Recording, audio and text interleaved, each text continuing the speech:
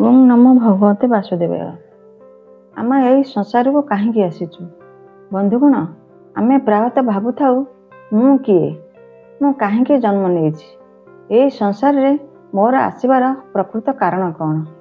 ଏହି ପ୍ରଶ୍ନଗୁଡ଼ିକର ଉତ୍ତର ଭଗବତ ଗୀତା ଏବଂ ବୈଷ୍ଣବ ଶାସ୍ତ୍ରରେ ବହୁତ ସୁନ୍ଦର ଭାବରେ ବର୍ଣ୍ଣନା କରାଯାଇଛି। ସର୍ବପ୍ରଥମେ ଆମେ ଏହା ବୁଝିବା ଆବଶ୍ୟକ ଯେ ଆମେ ଏହି ଶରୀର ନୁହେଁ। ଏହି ଶରୀର ଆଜି ଅଛି, କାଲି ନଥିବ।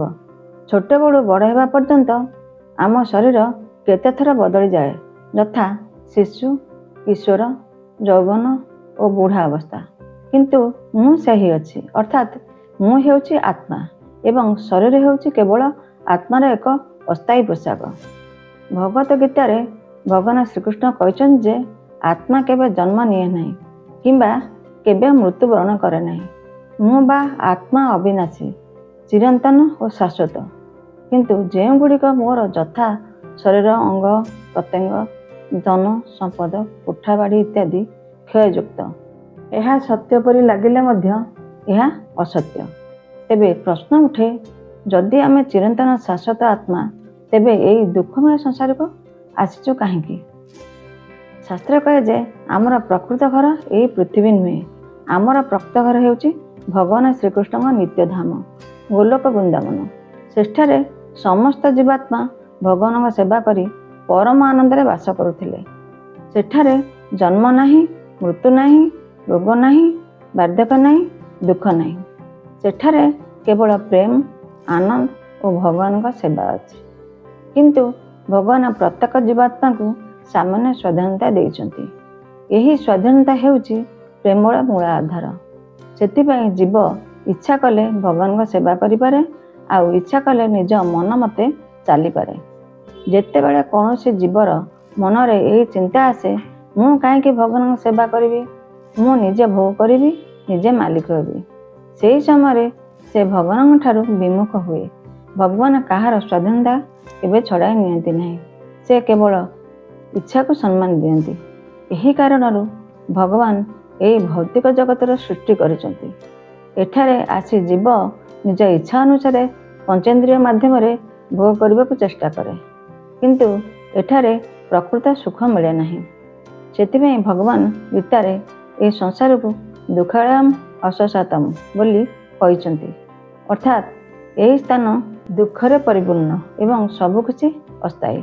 ଧନ ସମ୍ପତ୍ତି, ସମ୍ପର୍କ, ଯଶ, ପଦବୀ ସବୁକିଛି ଗୋଟିଏ ଦିନ ଛାଡ଼ି ଯିବାକୁ ପଡ଼ିବ।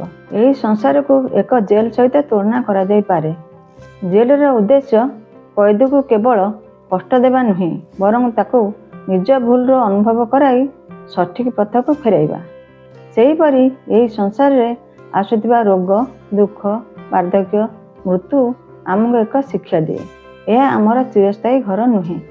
ଆମେ ଯେତେବେଳେ ପ୍ରିୟଜନକୁ ହରାଉ, ରୋଗରେ ପଡ଼ୁ କିମ୍ବା ଜୀବନରେ ଅନେକ ସମସ୍ୟାର ସମ୍ମୁଖୀନ ହେଉ, ସେତେବେଳେ ଆମ ମନରେ ପ୍ରଶ୍ନ ଉଠେ, ଏହି ଦୁଃଖରୁ ମୁକ୍ତିର କୌଣସି ଉପାୟ ଅଛି କି? ଏହି ପ୍ରଶ୍ନ କରିବାର କ୍ଷମତା କେବଳ ମଣିଷ ପାଖରେ ଅଛି। ପଶୁ ଖାଏ, ଶୁଏ, ଭୟ କରେ ଏବଂ ବଂଶବୃଦ୍ଧି କରେ, କିନ୍ତୁ ମଣିଷ ଭାବିପାରେ ମୁଁ କିଏ, ମୋର ପ୍ରକୃତ ପରିଚୟ କ'ଣ, ମୋର ପ୍ରକୃତ ଘର କେଉଁଠି? ସିଏ ନିଜର ଅତୀତ, ଭବିଷ୍ୟତ, ବର୍ତ୍ତମାନ ବିଷୟରେ ଚିନ୍ତା କରିପାରେ। କିନ୍ତୁ ମନୁଷ୍ୟକୁ ଶ୍ରେଷ୍ଠ ଜୀବ ରୂପେ ଗଣନା କରାଯାଇଛି। ଏହି ପ୍ରଶ୍ନର ଉତ୍ତର ଖୋଜିବା ହିଁ ମାନବ ଜୀବନର ପ୍ରକୃତ ଉଦ୍ଦେଶ୍ୟ। କେବଳ ଧନ ରୋଜଗାର କରିବା, ଘର ତିଆରି କରିବା, ଖାଇବା, ଶୋଇବା, ବଂଶବୃଦ୍ଧି କରି ସୁଖ ଭୋଗ କରି ଶେଷରେ ମରିଯିବା, ଏତିକି ମଣିଷ ଜୀବନର ଲକ୍ଷ୍ୟ ନୁହେଁ। ତେବେ ଜୀବନର ମୁକ୍ତିର ପଥ କ'ଣ? ଶାସ୍ତ୍ର କହେ ଯେ ଭକ୍ତି ଯୋଗ ହିଁ ସବୁଠାରୁ ସହଜ ଏବଂ ଶ୍ରେଷ୍ଠ ପଥ। ଯେତେବେଳେ ଆମେ ଭଗବାନଙ୍କ ନାମ ଜପ କରୁ, ତାଙ୍କର କଥା ଶୁଣୁ, ତାଙ୍କର ସେବା କରୁ ଓ ତାଙ୍କୁ ସ୍ମରଣ କରୁ, ସେତେବେଳେ ଆମ ହୃଦୟ ଧୀରେ ଧୀରେ ପବିତ୍ର ହେବାକୁ ଲାଗେ। ବିଶେଷ କରି କଳିଯୁଗରେ ମହାମନ୍ତ୍ର ଜପ କରିବାକୁ ସବୁଠାରୁ ଶ୍ରେଷ୍ଠ ସାଧନା ବୋଲି କହିଛି। ହରେ ରାମ, ରାମ ରାମ, ହରେ ହରେ, ହରେ କୃଷ୍ଣ, କୃଷ୍ଣ କୃଷ୍ଣ, ହରେ ହରେ। ଏହି ଦିବ୍ୟ ମନ୍ତ୍ର ନାମ ଜପ କରିବା ଦ୍ୱାରା ହୃଦୟରେ ଥିବା ଅହଙ୍କାର, ଲୋଭ, କ୍ରୋଧ, ମୋହ ଓ ଭୋଗ କରିବାର ଇଚ୍ଛା ଧୀରେ ଧୀରେ ଦୂର ହୁଏ।